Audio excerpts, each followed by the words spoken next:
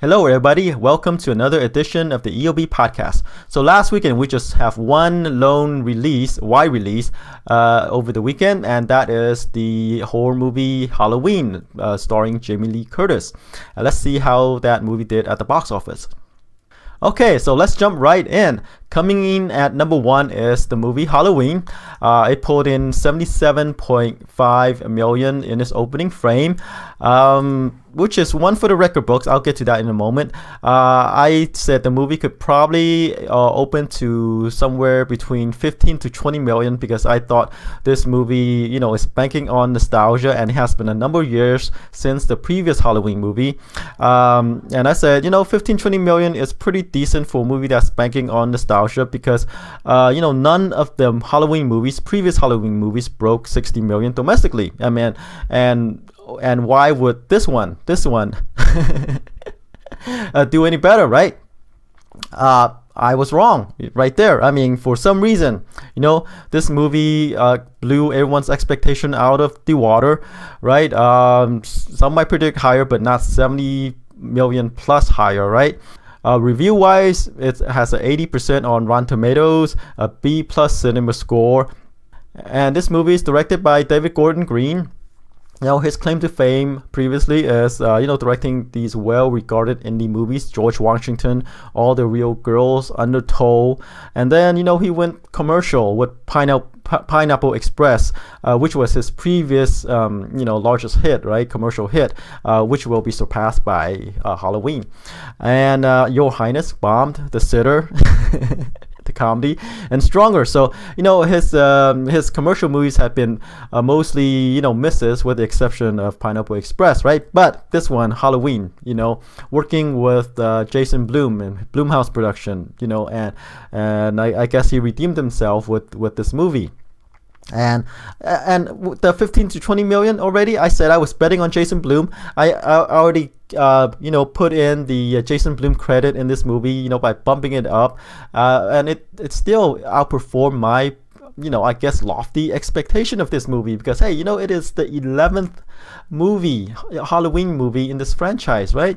And for it to do so well, I couldn't explain it. I guess nostalgia can only go so far, right? But this one, I guess, just couldn't explain. Let's move on to number two. It is A Star is Born. It actually held on better than its compatriot Venom, right? The movie dropped 32% from its previous weekend to pull in 19.3 million in its third weekend. Domestic gross is 126 million thus far, and let's see, worldwide it is at 201 million, and the budget is only 36 million, so it is doing pretty well. I mean, the movie stars Bradley and Bradley Cooper, who co-wrote and directed this movie, and Lady Gaga co-starring as well. So keep an eye out for this movie, because there might be some awards for this movie come award season. So all right, let's move on to number three, Venom. It dropped 48% to pull in 18.1 million in its third weekend. Domestic gross is 171 million, and let's see, worldwide it is at 461 million. So, and the budget is 100 million. So hey, doing pretty well for a non-Spider-Man movie. Like I said before, Sony doesn't have to rely on Spider-Man again. They don't have to endlessly reboot Spider-Man after every couple of movies, because they have another character in their stable that they can trot out to use, right? And I'm sure there will be a team up between Venom and Spider-Man at some point. Let's move on to number four. Is Goosebumps 2 Haunted Halloween. It's holding on better than I expected. The movie didn't open well. It only opened to about 15.8 million. I said this movie could probably open to about 30 million, because I thought the first movie did well. It was well reviewed, but the second movie, the review were kind of terrible. It's only 43% Rotten Tomatoes, B cinema score, and I guess the star of the movie, who's the star of the movie? Yeah, the star of the movie, Jack Black, is kind of has a limited role, and so that's why I guess it didn't. The sequel didn't translate to a better box office, but it held on well. Pulled in 9.7 million in its second weekend. The domestic gross is 28 million so far. Budget's only 35. It might do okay domestically. I mean, it might close out at 50 million or so. But we'll see. And let's see, worldwide, it hasn't opened that wide overseas yet, so it's about 40 million worldwide. Okay, so moving on to number 5 is First Man, the Ryan Gosling movie about Neil Armstrong. Pulled in about 8.6 million in its second weekend. Drop off is about 47%. About 30 million domestic so far. And the budget is about 59 million. So it looks like this movie is dropping off faster than Goosebumps 2, and I guess it will probably pull in about the same as Goosebumps when it's all said and done domestically, about 50 some million or so, right? And let's see, worldwide, about 55 million worldwide. So it's hasn't opened that wide overseas yet, but again, like Goosebumps, is not that impressive. The box office overseas it's not that impressive. So all right, number 6 is The Hate You Give.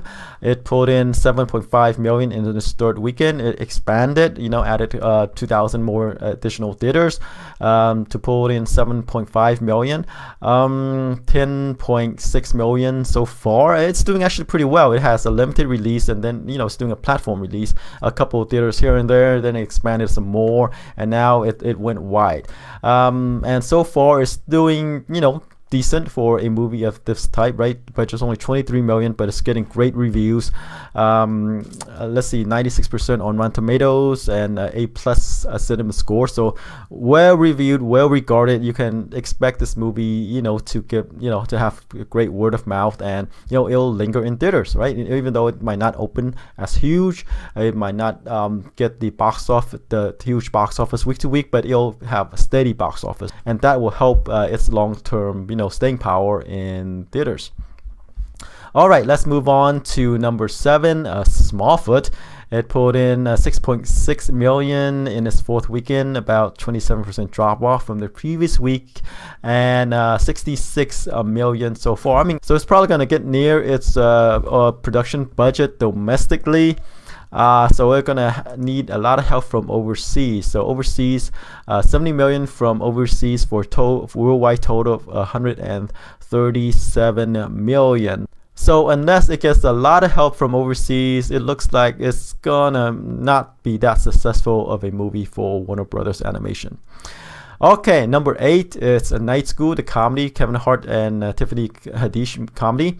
Pulled in about 5 million in its fourth weekend. Drop off is about 36% from the previous weekend, and domestic gross is about 66 million. The budget is only 29 million, so it's doing pretty well. Let's see, let's check out the overseas figures. Overseas is only 17.7 million for worldwide gross of 84.4 million. So, but as we know, right, comedies don't usually travel well overseas, so that's why we see the low figures from the overseas take. Okay, number 9, it is Bad Times at the El Royale. It pulled in 3.3 million over the weekend, about 53.7% drop off from the previous weekend. Domestic gross is about 13 million, but the budget is 32 million, so it's going to be losing money for Fox. Yeah, even though the movie is well reviewed, 72% at Rotten Tomatoes, but a B- cinema score. I said the B- cinema score might affect this movie somewhat because, while critics like it, the audience, the moviegoers, or the people that are ultimately going to buy tickets, and this movie might are doing just okay with the general audience, and we see the box office dropping higher and higher. In fact, Bad Times at El Royale has the highest drop off of the movies in the top 10. So yeah. All right, let's move on to number 10, which is The Old Man and the Gun. It stars Robert Redford and Casey Affleck and Sissy Spacek, directed by David Lowery. This movie popped up in the top 10. It expanded. It added, 574 additional theaters. Pulled in 2 million in its fourth weekend for domestic gross of 4 million. Review-wise, this one has 89% on Rotten Tomatoes. So it looks like this movie will have some staying power. So I think we're gonna see this movie pop up again on the list next week. Okay, so that's it for the top 10. Let's move on to the new releases. We are going to have about 3-ish wide releases. We have Hunter Killer. We have Indivisible, which is a faith-based film. And then Johnny English 3, which is released in about 500 locations. Okay, so let's start off with Indivisible. It is a faith-based film. It's based on a true story about Army chaplain Darren Turner and his tour of duty over in the Middle East. He's dealing with problem with his squad. He's dealing with his faith. He's dealing with his marital problems. So it's one of those films which this guy has all these issues that's cropping up on him. And pretty much he lost faith in God because he saw these horrors of war and that all these people, his squad mates are being killed, getting divorces, his own marriages on the rocks because of, his being away from his family, his wife and kid. So it's one of those movies, faith-based movies, right? And I think the movie could probably, I don't know how many locations this movie is going to be released at. It's probably going to be over 500, but probably less than 1,000. So I think this movie is probably going to open up somewhere in the 1 to 12 million range, depending on the number of theaters this movie is in. But 1 to 2 million opening for Indivisible. All right, move on to Johnny English Strikes Again, which is the third Johnny English movie. Him being a spy and all for the British monarchy, starring Rowan Atkinson. The movie currently has a 38% on Rotten Tomatoes, so which is kind of terrible review for a comedy of this type, right? But overseas it's doing pretty good. It has already opened overseas, 96 million, which is a pretty good take. But we know that Johnny English movies here usually don't do very well because like the first Johnny English movie has a 9 million opening, which went on to pulled in 28 million domestic and 160 million worldwide. See, that worldwide take is way larger than the domestic take. The second Johnny English movie open to 3.8 million, right? Went on to 8 million domestically and again 160 million worldwide. So it's doing very well overseas, worldwide, other territories other than here. And so you can see why they are releasing this movie in about 500 locations here. They don't have huge confidence in this movie, right? The first movie didn't set anything on fire except overseas. The second movie did even worse, and the third movie, they just threw it out here. And like Indivisible, I think this movie could probably pull in maybe 1 to 2 million, perhaps 5 million if fans turn out, right? But I think a safe bet is 1 to 2 million because of the theater count. So 1 to 2 million for Johnny English Strikes Again. Okay, let's move on to the widest release this weekend, which is Hunter Killer, a movie starring Gerard Butler and Gary Oldman. Butler plays a submarine captain who is on this mission to rescue the Russian president, who is in the midst of a coup, right, by his own government. It's a submarine movie. There's land, sea, and air. There's gunfire. There are underwater explosions. There are ship fights, submarine to submarine fights, battleship to submarine fights, what have you. Except this movie is not well reviewed, 38% on Rotten Tomatoes, which is not good. right? I initially had the movie opening higher, because for my projection, right? Because I thought, hey, the trailer looks kind of interesting. It's a submarine movie. There's gonna be some tense moments, because of the way the story is set up. And then I saw the reviews, and 30% for this movie is not going to do well for people's interest, right? They might thought it's interesting, but like me, they thought they were gonna see the reviews and they said, maybe not. I'm gonna check out Halloween instead.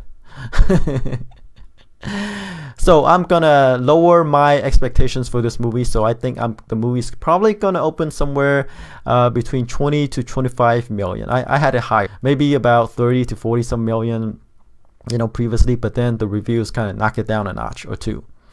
All right, so that's it for this week's podcast. Until next time, bye bye.